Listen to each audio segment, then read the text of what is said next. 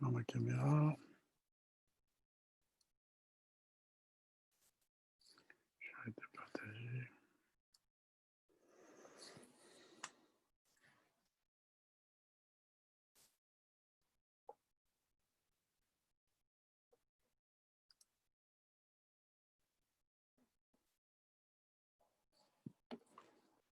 Bonjour, bonjour tout le monde. Nous arrivons ici à la capsule numéro 4 de la présentation de la première édition, dans sa version définitive, de la revue Diagnostic du commerce et d'investissement d'Haïti, qui a été publiée en décembre 2019. Donc, dans cette capsule-là va être un peu plus courte, l'environnement d'affaires, mais ça ne veut pas dire qu'elle est, néanmoins, elle est quand même très importante. Il existe certains éléments très pertinents pour documenter cette question-là. Qu'est-ce qu'elle vient faire dans la revue? Cette section sur l'environnement d'affaires, c'est que l'environnement d'affaires, incluant les performances en termes de facilitation du commerce, de performances logistiques, sont des composantes très importantes qui vont faciliter l'exploitation des opportunités d'affaires dans le pays, qu'il s'agisse de développement d'industries exportatrices par des entrepreneurs locaux ou de l'investissement direct étranger en partenariat avec des investisseurs locaux. Donc on va regarder cette section qu'il faut prêter bien de l'attention parce qu'elle donne en fait des références sur des problèmes, des domaines dans lesquels il s'agit de s'améliorer, qu'on devrait être capable d'amener à prioriser, de voir est-ce qu'on agit dans ces domaines-là et quels sont les résultats de ces actions. Donc maintenant, je vais repartager l'écran, pour reprendre la présentation PowerPoint ici. Voilà. Donc dans cette capsule concernant l'environnement d'affaires, et il y a l'instrument le plus connu et le plus utilisé, celui de Doing Business de la Banque mondiale, qui est une publication annuelle qui fait un étalonnage de différents pays par rapport à un ensemble d'indicateurs relatifs à la facilité de faire des affaires. Alors, il y a ce groupe d'une dizaine d'indicateurs pour chaque domaine. Il y a une série d'indicateurs qui sont synthétisés pour aboutir à une mesure globale. Et cette mesure de chaque indicateur lui-même fait l'objet d'un calcul pour avoir une mesure composite. Et dans le cas du graphique qui est ici, on voit que cet indice composite, son résultat est ici, la facilité de faire des affaires, indice global, donc qui prend en compte tous les autres indicateurs qui sont ici. Et qu'est-ce qu'on mesure? On mesure la performance par rapport à une série d'indicateurs et après on le traduit, cette mesure globale ou la mesure d'un indicateur, en la comparant à celle obtenue par les autres pays. Donc ici, on voit que sur 189, 190 pays, on a ici les performances d'Haïti qui se classent au 182e rang de cet indice global de facilité des affaires.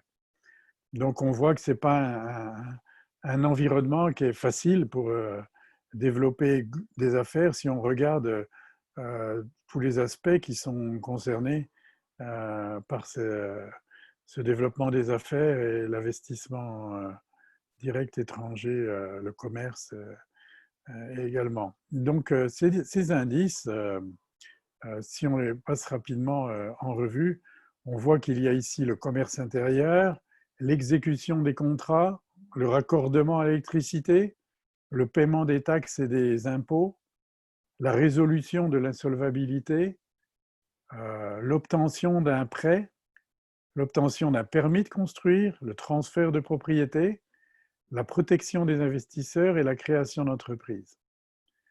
Donc, on voit que la protection des investisseurs, le transfert de propriété, tout ça sont des éléments qui sont très importants pour consentir les investissements immobiliers de base, mais aussi l'accès aux services est très important. Ici, on voit le raccordement à l'électricité. Et on voit en fait qu'il y a plusieurs de ces indices où Haïti ne se close pas favorablement, puisque, vous voyez, ici, on est toujours dans la zone, toujours au-dessus du 150e rang, mettons sur 200. Donc, on est dans le dernier quart. Il y en a certains où le pays se classe mieux, notamment au niveau du commerce frontalier, de l'exécution des contrats, du raccordement à l'électricité et du paiement des taxes et impôts. Mais on voit que quand même, globalement, c'est ça que ça donne comme résultat, le classement de 182e pour la facilité globale de faire des affaires. Donc en fonction de ça, c'est important de se fixer de voir les objectifs, ceux qui affectent plus le développement des entreprises et de voir dans quelle mesure regarde, il faut le regarder quand on le prend en termes de politique au niveau des sous-indicateurs qui sont ici pour savoir comment prioriser nos actions en fonction du degré d'importance des problèmes. Bon, il y a une autre catégorie d'indicateurs qui est plus spécifique au commerce, ce sont les indicateurs de performance logistique, IPL, qui sont développés par la Banque mondiale de façon et font l'objet d'un suivi régulier, où on considère dans ces indicateurs les questions de douane, les performances en matière d'infrastructure, de qualité des services, des domaines sujets à la réglementation et à la politique publique. Et en termes de résultats ou de performance, on regarde ce qui a trait au délai de livraison, les performances relatives aux expéditions, facilité de faire des expéditions internationales, et aussi les questions relatives très importantes au suivi et à la traçabilité de ces expéditions. Euh, donc, ces aspects-là donc, sont tous pris en compte dans le calcul de l'indice de performance logistique globale des pays. Alors, c'est le même principe que celui qu'on a vu pour la facilité de faire des affaires. On a une série d'indicateurs et puis on fait un indicateur synthétique euh, avec des poids égaux de ces contraintes ou des poids différents selon les types de domaines. Dans l'indicateur de performance logistique d'Haïti, on voit que de 2007 à 2018, donc on avait des données relativement récentes, on, on se situe dans la zone des 100, 200 à 160 dans le rang, parce qu'on a le même type de mesure, on se base sur le rang du pays dans l'étalonnage. Et donc, c'est aussi, on rejoint ce qu'on a vu dans l'indice précédent sur l'environnement d'affaires. On voit qu'on a quand même des classements qui peuvent être meilleurs compte tenu du rang de développement économique d'Haïti que sa position économique, mais qu'il y a une dégradation, par exemple, dans certains domaines ou pas. Si on veut mieux le comprendre par rapport aux différents indicateurs que sont donc les douanes, les infrastructures, les compétences et la qualité des services logistiques, les coûts logistiques intérieurs, la facilité d'expédition, le suivi et la traçabilité, la facilité de traçabilité, les expéditions internationales. En termes graphiques, on voit assez bien comment évolue la position d'Haïti en termes de rang. On le voit que pour l'indice de la performance logistique globale, ici, c'est le trait, vous voyez, le plus foncé, en noir. On voit que la courbe ici, elle monte et elle est restée assez haute. C'est-à-dire que, disons que la performance, le pays était mieux classé en 2007 jusqu'en 2010 que depuis. où on a reculé dans le classement. Et on voit que ceci est aussi observable au niveau des douanes, ainsi qu'au niveau des infrastructures, où le recul est encore plus net.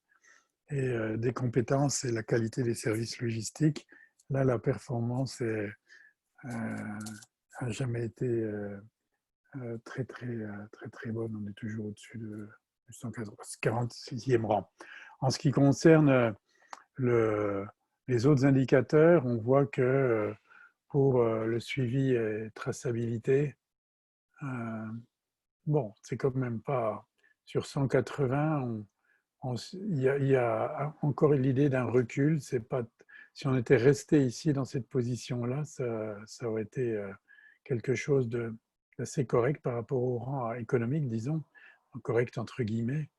Au niveau des expéditions internationales, on voit qu'on a un recul et on ne s'améliore pas. Et en ce qui concerne le respect des délais, ben, disons que c'était moins.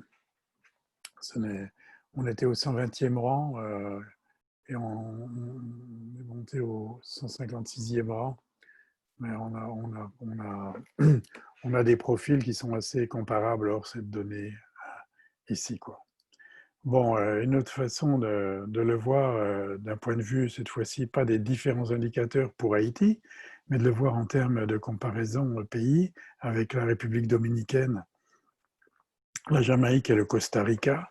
On voit qu'ici, on a l'indice global de performance logistique qui est de 1 à 7. 7, on est faible. 1, pardon, on est faible, 7, on est fort. Ici, on a qualité de l'infrastructure portuaire et l'efficacité en matière de procédures douanières. Donc, on voit que plus on est loin du centre, plus on a une note élevée, une note ici de 5. Donc, on va vers le 7. Donc, on voit qu'il y a un pays, qui est celui qui a le trait en noir, qui se démarque sur chacun de ces trois indicateurs, l'indicateur global et les indicateurs spécifiques, les deux indicateurs spécifiques ici. Donc, c'est la République dominicaine, en fait, qui se démarque à cet égard. Et on voit ici que la Jamaïque fait bonne figure, n'est pas très loin, qu'en fait, c'est le Costa Rica qui se débrouille un peu moins, notamment pour la qualité de l'infrastructure portuaire. Par contre, sur l'indice de performance globale, c'est comparable. Les trois autres pays sont comparables. Bon, Haïti, qui est ici en vert, est un peu en retrait sur chacun de ces indicateurs. Donc, il y a une marge pour rechercher de l'amélioration. Si on regarde les indicateurs relatifs à la conformité des documents à l'import et à l'export en termes de coûts, on voit que Haïti, notamment pour la conformité des documents à l'import, présente un coût plus élevé, 150 $ par rapport aux autres pays, 90, 75, 40. Bon, c'est pas le cas pour la conformité des documents à l'export, alors que c'est plutôt la Jamaïque et le Costa Rica à cet égard qui ont des coûts qui sont plus élevés. De la même façon, si on regarde ce qui concerne les délais à import en termes de nombre de jours et des délais export, eh bien, finalement, c'est Haïti qui se démarque avec 2 jours, aussi bien pour l'un que pour l'autre, et que la République dominicaine, à cet égard, se débrouille moins bien, ainsi que le Costa Rica. Donc, même si on performe sur la base de cet indicateur, l'indicateur global n'est pas bon. Finalement, en ce qui concerne l'indice de connectivité des lignes maritimes, là, on voit on voit que la République dominicaine, c'est un facteur qui est important dans sa performance logistique et sa performance globale, au fond, en matière d'exportation, que la Jamaïque dispose aussi d'une note favorable, mais disons réussit moins bien que le Costa Rica lui-même. Et disons que ça dépend des types de produits qu'on fait, le mode d'exportation. Le Costa Rica qui est dans des produits à plus grande valeur ajoutée, c'est une donnée qui est moins importante. C'est pas un pays insulaire comme les trois autres ici, dans cette comparaison. Je voudrais ici mentionner rapidement un autre type d'indicateur, même si on n'a pas d'indice, on n'a pas de mesure pour, euh, pour Haïti. En fait, c'est un instrument qui est facile pour les pays qui ont des mesures d'aller chercher l'information, de se comparer, et c'est la performance en termes de facilitation des échanges. C'est l'indicateur qui est sur l'OCDE, l'engin de recherche pour trouver les données, et sur le site de l'OCDE. Ou dans la facilitation des échanges, on va regarder la disponibilité des renseignements, l'implication des négociants, les décisions anticipées, les procédures d'appel, les redevances et impositions, les formalités en termes de documents, d'automatisation et de procédures, la coopération interne entre les diverses agences à la frontière et la coopération externe entre les différentes agences à la frontière. Ensuite, finalement, le dernier indicateur, domaine de mesure, la gouvernance et l'impartialité. Pour dire, comme c'est intéressant de suivre ça, mais qu'au moins les catégories qui sont là montrent, on devrait les reprendre pour dire comment on se classerait, nous, là-dedans. Est-ce qu'on a des problèmes qui sont plus importants dans l'un? Qu'est-ce qu'on devrait prioriser comme action dans ce domaine de la facilitation des échanges par rapport aux différents indicateurs qu'on vient de mentionner, A à K, et qui sont ici.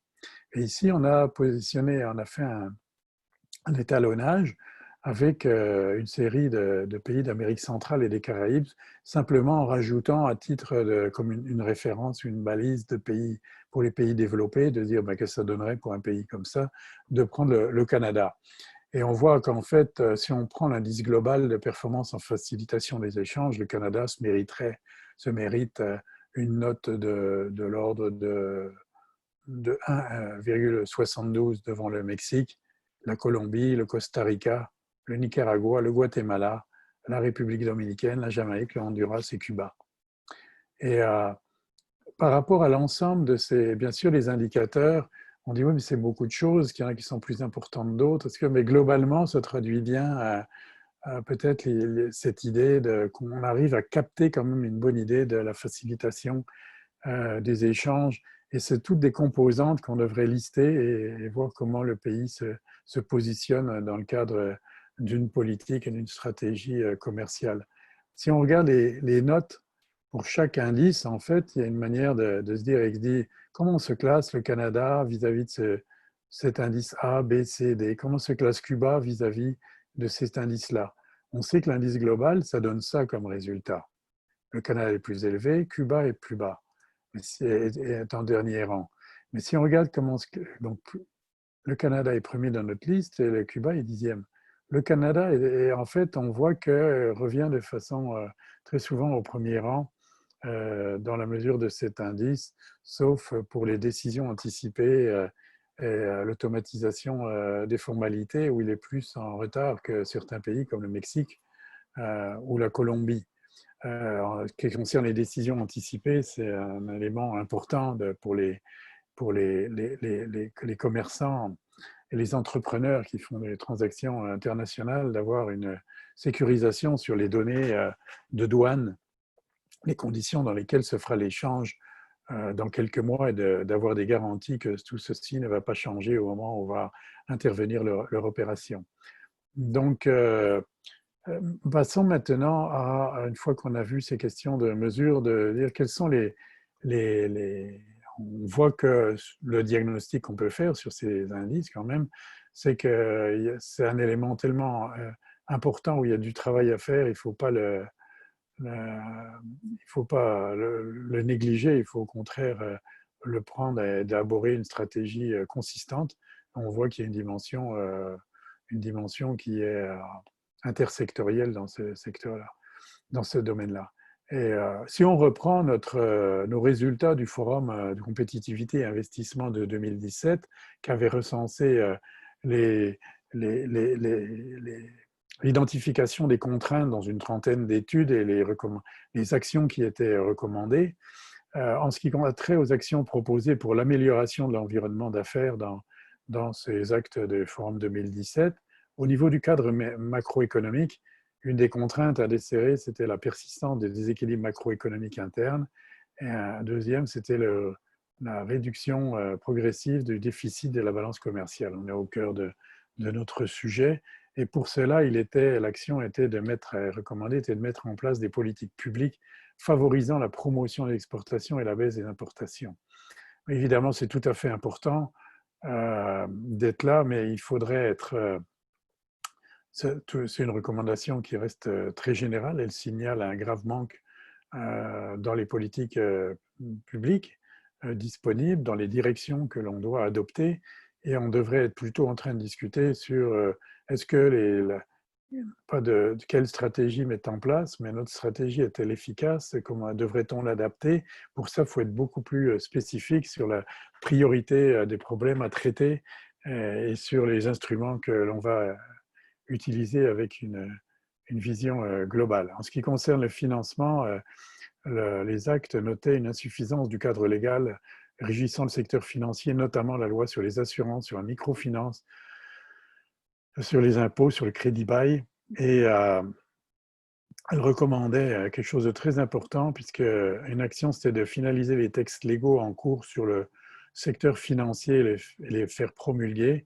Et il était noté dans les commentaires qu'il importait de classer les textes légaux par ordre de priorité et d'incidence afin d'analyser leur cohérence pour une révision du cadre légal complète. On ne peut qu'adhérer à une telle recommandation. On y souscrit, d'autant que dans le cadre de la présente intervention de l'institution de la revue, on a conduit une formation spécifiquement sur la priorisation multicritère comme outil d'aide à la décision.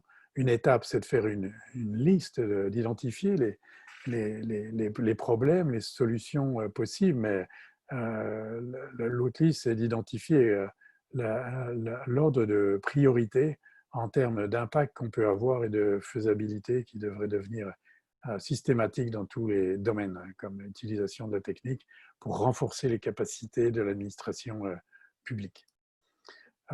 Aussi, dans ces résultats du forum 2017 au niveau foncier, bien évidemment, là, on a un problème très, très important qui affecte tous les secteurs, mais notamment le développement des gros projets, de tout projet dans le domaine foncier. Donc, les problèmes, les contraintes à desserrer étant le cadre local vétuste, l'absence de cadastre et le manque d'informations sur les droits fonciers inaccessibles. Donc, ça, ce sont tous des domaines clés qui ont été identifiés. Dans le premier, le CIR avait aidé à produire un premier plan triennal intersectoriel dans lequel il y avait un volet de programme avec une forte recommandation, une formulation de programme qui touchait ce domaine d'intervention visant à desserrer cette contrainte dans l'accès au foncier. Bon, donc merci. Donc je vous invite à me soumettre. Je vous invite à me soumettre vos... Attendez. Okay.